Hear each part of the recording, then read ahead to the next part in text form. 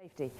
In the last few chaotic days, homes, roads, railways, farmlands, they've all disappeared beneath a deluge. Huge areas of the country are now underwater. In the next half hour, we'll bring you the latest. We'll be looking at how so many communities could have been so badly affected and what, if anything, can be done to stop it happening again. But first, let's look in detail at the picture tonight. There are more than 160 flood warnings in place across England and Wales. 15 of them are severe. That means there's an imminent danger to life and property. 5 of those warnings are in York, where tonight the River Ouse is breaching flood defences and 3,000 people are being advised to leave their homes. Elsewhere in Yorkshire, the situation on parts of the rivers Derwent, Ayr and Leven remains serious. In the northeast, there's concern about the River Tees near Yarm. Flooding along the River Severn has extended downstream, stretching from Bewdley to Gloucester. And in North Wales, there's a severe warning on the lower River Dee. After a week of flooding, the extent of the damage is becoming evident. It's the worst since 1947, when 700,000 acres were submerged. A minimum of 3,000 homes have been flooded. That number is likely to rise sharply, and insurers say they expect at least £400 million in damage claims. In a moment, we'll go to York to see the latest situation. At night, a ferocious storm sweeping in from the sea. Winds of close to 100 miles an hour. On Monday morning, sheets of rain, a warning of what's to come. The south coast takes a real battering. 2 inches of rainfall in 24 hours. The gales bring chaos and destruction in their wake. Inland streams and rivers swell and burst their banks. The floods take over roads and fields and homes. The rescues begin. Some are winched to safety. A Moses basket for a baby made homeless. We got the baby up nice and tight in the Moses basket. Very appropriate, I think. Put her in the boat and brought her back across. By Tuesday, there are 33 severe flood warnings on 19 rivers. Yorkshire bears the brunt. Roads disappear underwater. One woman has a lucky escape from the torrent. Across the country, tens of thousands of people are without electricity. Homes and businesses are devastated. 20 years, all modern equipment, all down the Swanee. Already hard pressed, the rail network suffers. In places, the tracks are all but washed away. By Wednesday, the city of York is under threat. The Ouse runs 15 feet above normal levels. Some buildings are all but overcome. The main flood defences hold and spare most of the city, at least until today. By yesterday, towns and villages on the banks of the River Severn were causing most concern. The Prime Minister went to see the damage for himself. In Worcester, a hospital was evacuated just in case, and the rescues go on. The week has seen the worst flooding since 1947, but even as people start to count the cost, they know that with more rain forecast, it isn't over yet. Indeed it isn't. Tonight, York is a city on the brink of a disaster. As I said earlier, 750 homes are being evacuated. Our correspondent, Catherine Marson, is there. Catherine. Well, yes, there are around 40,000 sandbags have been used in the city centre of York alone. There's something like 3,000 homes that are considered to be at imminent danger. Many of those are being evacuated and have been since tea time tonight. Inspector Tim Madgwick is leading the evacuation of this area. Inspector, there's people on the streets drinking cups of tea and coffee. Yeah. Is this really such a crisis situation? Yes, it is. We wouldn't be taking these actions if it wasn't that serious.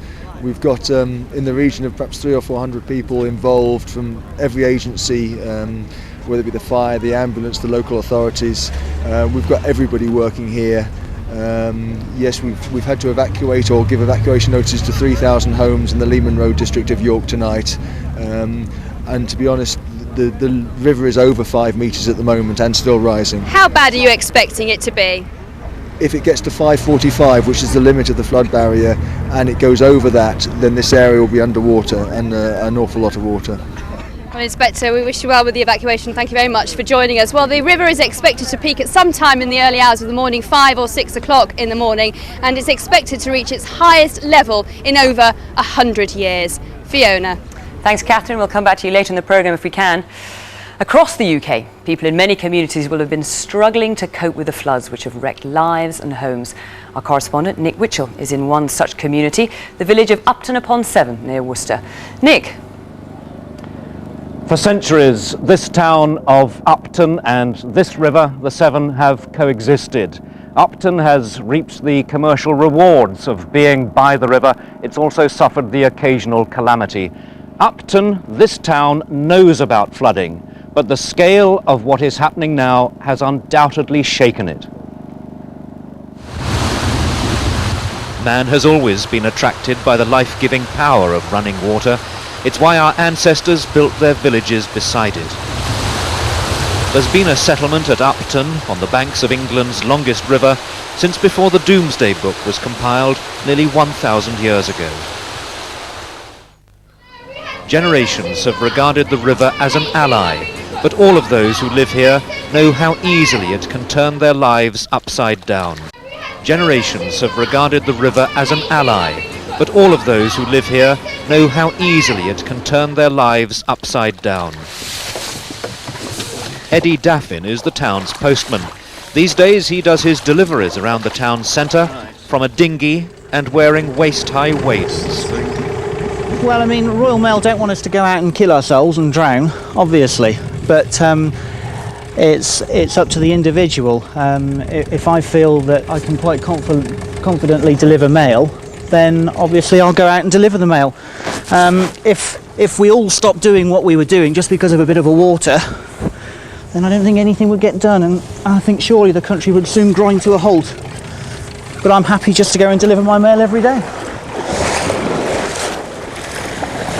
And so far in the contest between the Great Deluge and the daily delivery, it's the Royal Mail which is winning.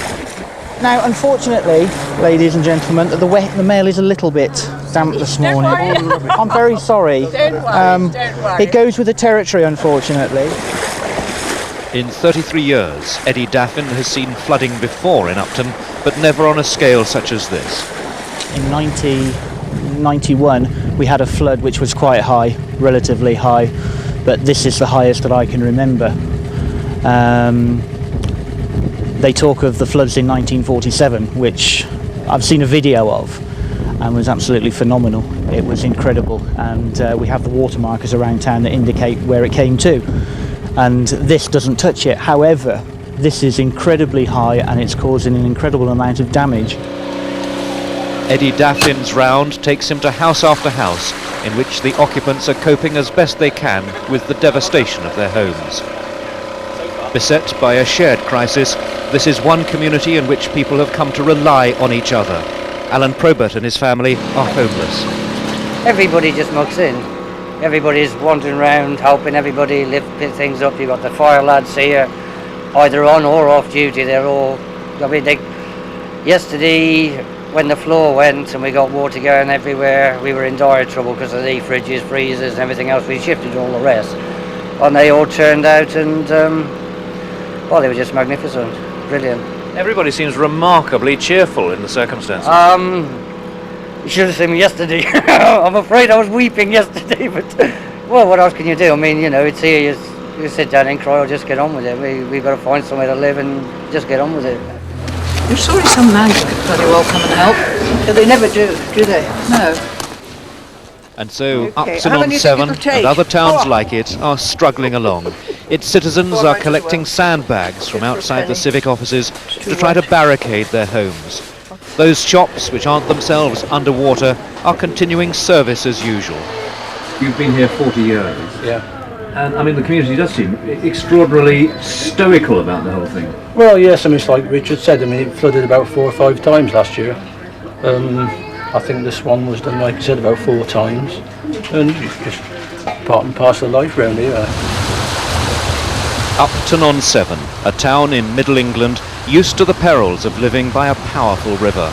But here, as in other riverside towns, people are saying it's time man did more to find ways to control the worst excesses of nature. Now that, of course, is the long-term objective, better flood prevention. The Deputy Prime Minister, John Prescott, was here this morning promising very much more thought about flood prevention. The immediate concern, of course, is what is going to happen here in the next few days. The position at the moment appears to be stable. The River Severn has not risen at all for the last few hours, but more rain is forecast over the weekend. There are certainly several more anxious days in prospect. Fiona. Thanks, Nick. We'll be hearing more about that weather forecast later in the programme. For many people, the floods have destroyed everything. Their homes, furniture, clothes, their most treasured mementos, all underwater. Robert Hall is in Keighley, West Yorkshire. Robert.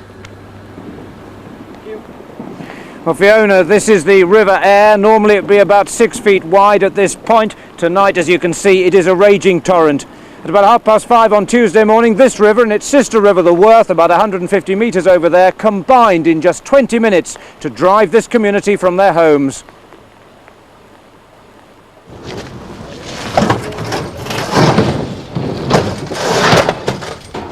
Along the streets of Stockbridge this morning, the fabric of daily life fit only for scrap. The water has gone, leaving behind ruin and uncertainty. 73-year-old Eric Gaunt saw his home wrecked in less than half an hour. He wasn't fully insured. We're swept up there and that's it. I just have to see about getting some insurance. I don't know. I just don't know what we're going to do. We're very lucky in one respect. We've got good relatives. We're staying with them and I can stay with them as long as I want. So we're all right in that respect. Where a lot of them can't, you know. They might be in bed and breakfast for 12 months. Paul Manning was insured. Some consolation for a man who saved to build his own home and then saw the river tear it apart. Paul, you talked about how fast the water came in, but how high did it get at its peak? It reached about 3 to 4 feet. So that would put it, what, up to about here, wouldn't it? Yes, yeah, that's right. Which takes the water into the skin of the house. Yeah, and the floors came up as well with it as well. What you do notice here, and you've seen it in so many of the flood pictures, is that even once it's dried out, you get this dreadful muck absolutely everywhere. Yeah. Did you save anything? Nothing at all. We had no clothes. I had to borrow some clothes off a good friend. Must be terrible to look at it. Oh, devastated, devastated. Well, look, I'll leave you for a minute, Paul, because if you think this end of the house is bad, you want to see the other end. It's almost impossible to imagine what it must have been like as those flood waters rose. Paul's family have told me that it was almost like being on an old sailing ship. The whole house was creaking, there was the sound of running water, and the floors were lifting under their feet. And the effect, when you see it here in one of the children's bedrooms, is just appalling. It is quite simply as if an earthquake has hit the house. Alan, I know there's a connection here because Paul works for you, but you also build in the area. Where does he even begin to rebuild what was his dream home? Well, first of all the furniture and all his belongings have got to be removed. Then all the internal joinery has to come out. We've got to assess damage once the floodwaters have receded.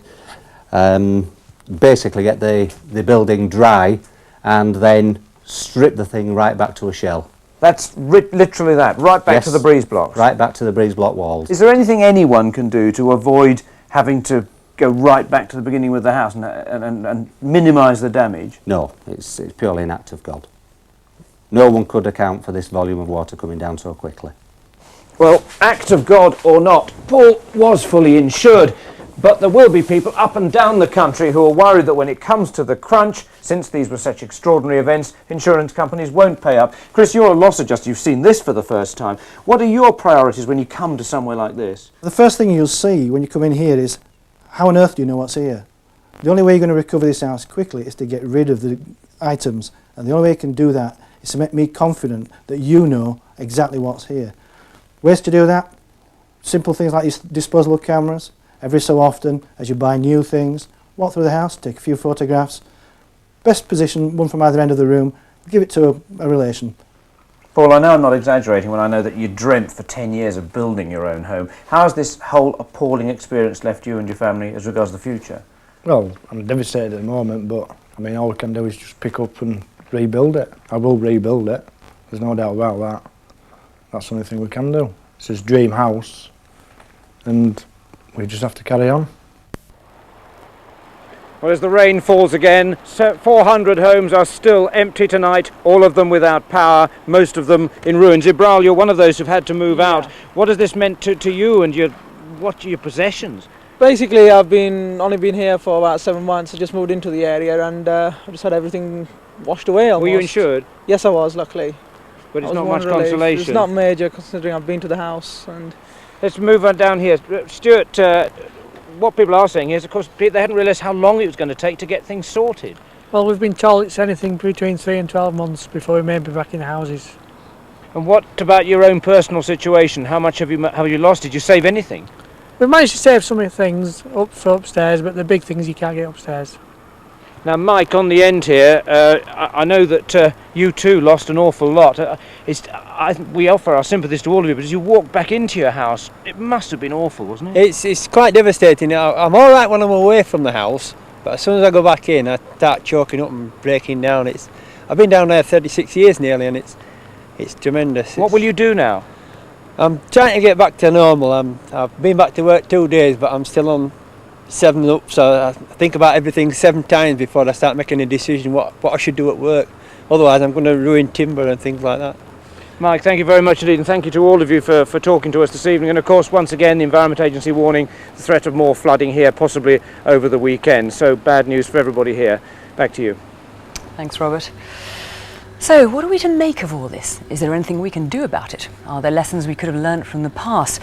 This flood is as bad as the great floods of 1947. Then a torrent of water swamped thousands of homes throughout the UK.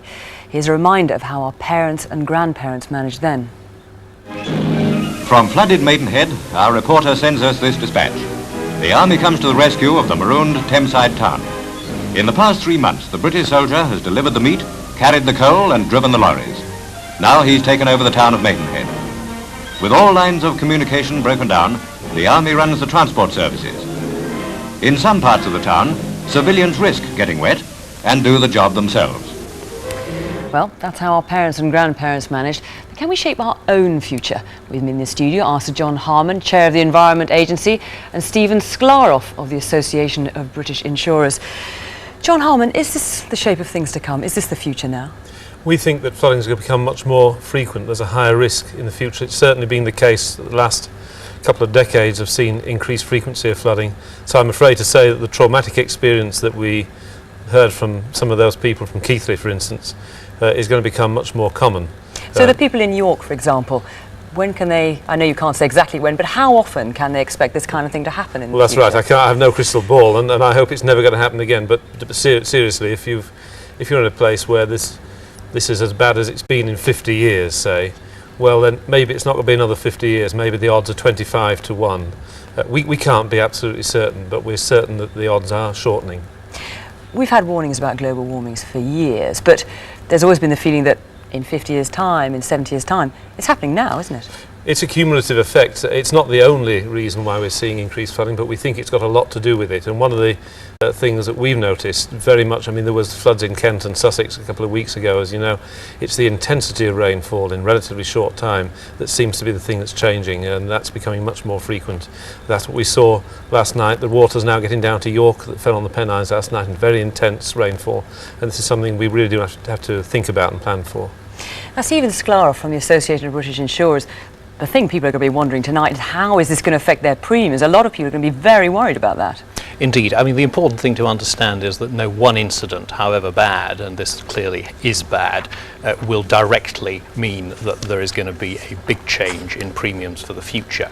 What will affect premiums in the future is if the trend that John was talking about continues. Well, we're hearing that it probably will. And we get an increase in frequency of such events, and we get an increase in severity of such events. The good news is there are things that we can do jointly with the government and with agencies like John to make sure that the chances of those things happening with such severity are less in future. Well, obviously this is something that it's not just us to do something about. It's an international problem, the problem of climate change. People who are living alongside rivers, people who live near the Severn, for example, they're going to be worried that they are at most risk of flooding. Their insurance premiums are going to go through the roof, if in fact they're insurable at all. Now, well, as I say, I mean, if the pattern continues for a long time into the future, over a period of decades, and if the warming trends continue, that may well happen, then you would expect an effect on homes and on insurability. But there are things we can do now to make sure that those effects don't happen. Well, John Harmon, what can we do to try and prevent this? Well, there's so many answers to that question. Better warning, we've been working. Fortunately, we've just launched the new warning codes. You see them on your weather forecasts. That's helped a lot of people during this episode, I'm certain of that. You could say, let's build bigger and better defences all the time, but however good you make those defences, there's always the risk they'll be overtopped. Tonight in York, it's touch and go whether the defences will be overtopped or not. So you can never absolutely protect people against flood. We can make sure that future development takes place away from areas of risk, but there are 5 million of us in England and Wales that live in areas of flood risk, so that's a lot of people. OK, John Harmon from the Environment Agency, Stephen Clark from the Association of British Insurers, thanks very much. Well, that's the future. What about the present? Let's join our correspondents live to find out the latest up and down the country. Catherine Marson is in York, where tonight flood defences have breached. Catherine, how bad is it there now? Well, Fiona, the North Yorkshire Police say that they are very concerned that people simply aren't taking this seriously enough. 750 homes are taking drastic action, moving furniture, moving it upstairs, people being evacuated from their homes. That affects 3,000 people will be affected by this. But the police say that if the flood waters do rise any higher, then this is going to cause a crisis, an absolute disaster in this area. And they say that local people must take action now before the river reaches its peak, expected in the early hours of tomorrow morning. Fiona. OK, Catherine in York, thanks very much. And Wira Davis is in Gloucester. Wira, how bad are things with you? Fiona, imagine Gloucester, a city at the end of a long line of dominoes. Further up that line, you've got towns like Shrewsbury and Worcester. We've seen the devastation caused by the flooding there earlier this week. That flooding is now making its down the River Severn. Here you can see behind me towards the city of Gloucester. People here have been told to expect the very worst, even if it doesn't rain anymore. And of course it will rain on Sunday night. Fiona. Wira, thanks very much. Well, Kevin McKay is in Bangor-on-Dee. Kevin, what's the situation with you? Well, Fiona, as you can see, the worst of the flooding has passed in this village. And 24 hours ago, this street was more or less underwater. But big problems do remain, because what happened here was that the drainage system failed. Wastewater was forcing its way back up the system. It was re-emerging out of the drains into the street. And it's happening in people's homes. Wastewater forcing its way up the plug holes, even up the sewerage system. It is all most unpleasant. That's what happens, though, when places become flooded. It's happening here, and it's going to be happening in a lot of other places as well. Fiona. Kevin, thanks very much. Well, there you have it, the scene across the country this evening. So is the worst over, or can we expect even more bad weather? Michael Fish is here to tell us.